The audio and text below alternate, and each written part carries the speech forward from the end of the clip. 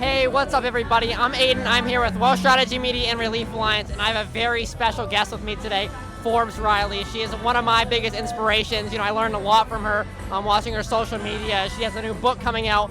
So tell me, who am I here with today? I love somebody your age appreciates what I do.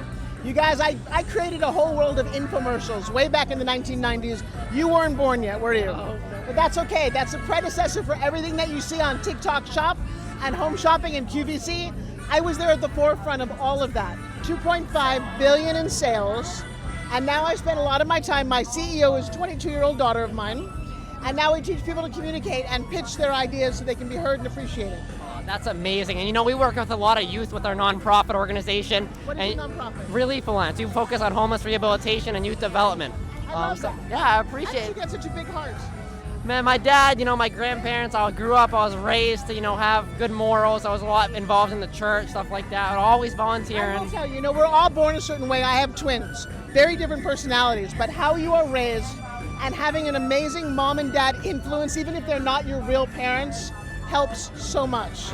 So to all my moms and dads out there, I was part of the Big Brother, Little Brother program, and the boy that I raised for 12 years was murdered.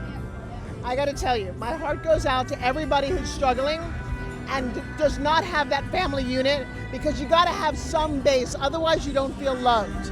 And I think the kid who killed my boy didn't have a good family.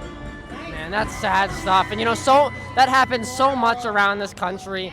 And we're just trying to make a difference little by little, and it's hard because a lot of these people, they don't have the right person to teach them and guide them. And I'm so lucky and I'm so grateful for what I have. So I'm trying to spread that onto other youth. I love that. So tell me, what got you started in this? What motivated you? Did you have a person that you really looked up to?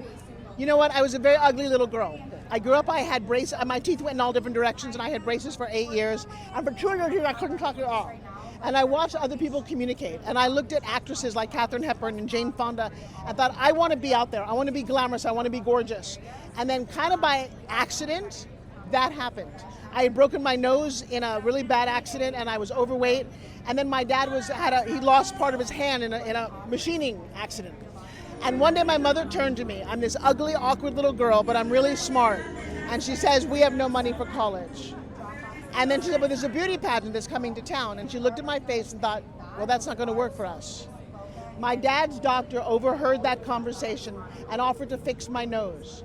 Now, who knew that fixing your nose could be such a big difference? I woke up a few days later, my braces come off, my nose was cute. I got a hand-me-down bridesmaid dress, and I entered a competition to save my family, and I won. And so my dad's doctor offered to fix my nose for free. And I will tell you, there's no way we thought that would be anything. I woke up, I looked at that little girl in the mirror, and she and I made a decision that we were going to save our family, and I did.